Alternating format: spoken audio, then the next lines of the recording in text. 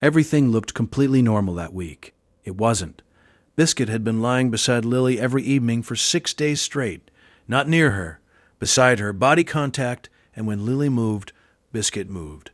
When Lily sat, Biscuit sat. When Lily lay down for her nap, Biscuit lay down in front of the crib door and did not leave until Lily woke. James Okafor noticed it on Tuesday.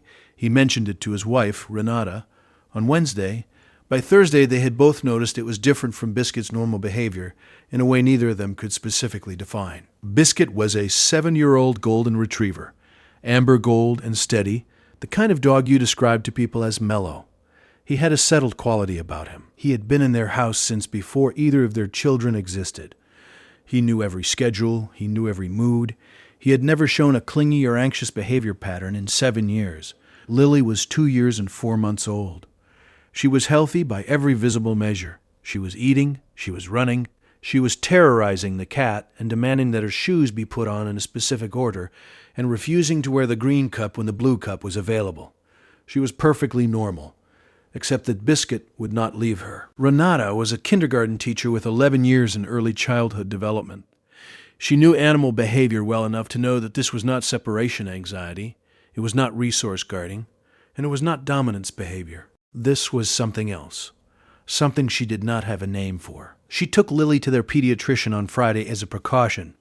The pediatrician found nothing abnormal.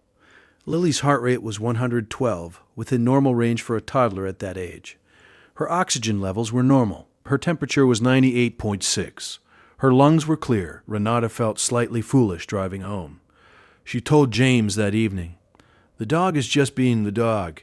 He misses having more attention with the baby monopolizing everything." James said, "Probably." But Biscuit did not change his behavior. By Sunday, he had begun doing something new. When Lily sat on the floor to play, Biscuit would lie behind her, pressed against her back, and rest his chin on her shoulder. He was not sleeping. His eyes stayed open. They tracked the room, and every few minutes his nose would move toward the back of Lily's neck, slowly, and he would hold it there against her hairline for several seconds, before pulling back. James filmed it on his phone because he could not explain what he was watching.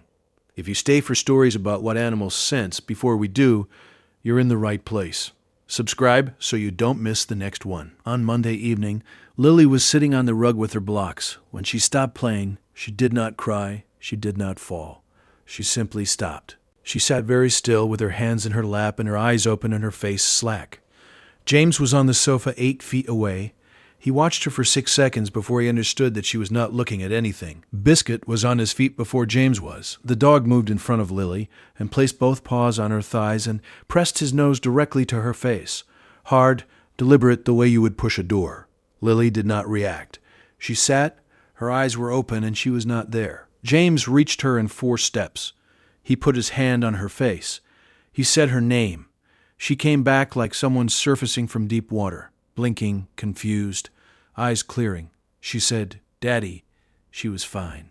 She went back to her blocks. James sat on the floor beside her for 20 minutes without moving. He did not pick up his phone.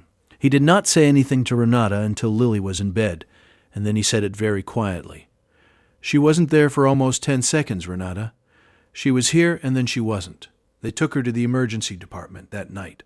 The attending pediatrician, Dr. Olu Adeyemi, reviewed her vitals and history and referred them within 40 minutes to Dr. Cassandra Merritt, pediatric cardiologist. Dr. Merritt conducted an echocardiogram and a 12-lead EKG and reviewed the results at 11:15 p.m.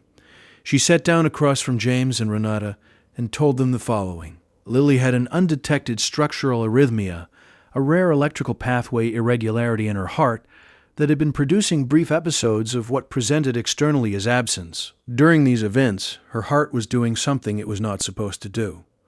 The events were brief, they had been easy to attribute to other things, tiredness, distraction, a toddler being a toddler. Without detection, these events would have increased in frequency and duration over the following weeks. The outcome, uncorrected, could have been a cardiac event during sleep, during a later, longer episode, during a fever, during the kind of ordinary acceleration of a child's heart rate that happens when they run. Dr. Merritt told him, "The event you witnessed tonight gave us exactly the information we needed. You came in exactly when you should have. Has your dog ever done something you could not explain until it was the only thing that made sense? Tell us in the comments. The veterinary cardiologist who reviewed Biscuit's behavior 3 weeks later. Dr. Priscilla Juan of the Canine Olfactory Detection Research Institute at UC Davis explained what Biscuit had been responding to for 6 days before any human detected the problem. Cardiac arrhythmias produce subtle alterations in peripheral blood flow and autonomic nervous system output. These changes manifest in skin temperature gradients, in breath chemistry, in the microscopic electrical field that radiates from the body during irregular cardiac events. A dog with a strong scent bond to a family member does not smell these changes the way you smell smoke. They register them the way you register a door swinging open in a room you thought was sealed. Biscuit had been lying against Lily's back to feel her heartbeat through the skin contact. The position was not random. It was diagnostic. Every guardian deserves to be seen, even the ones who never asked for anything in return. If stories like this matter to you, subscribe so you never miss the next one. Lily had a cardiac ablation procedure 6 weeks after the diagnosis. The procedure corrected the pathway irregularity. Her follow-up echocardiogram at 3 months showed a structurally normal heart. Her cardiologist considers her case resolved. She came home the day after the procedure. Biscuit was at the door.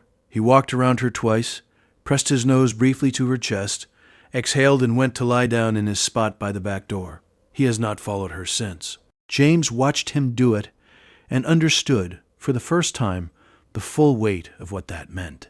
For 6 days, Biscuit had stayed beside her because something was wrong. On the day she came home, he lay down in his spot because nothing was. The filming James did on his phone of Biscuit resting his chin on Lily's shoulder and pressing his nose against the back of her neck is 3 minutes and 42 seconds long. Renata cannot watch it without her hands shaking. What did your dog do that you still cannot explain? Drop it below. These stories matter.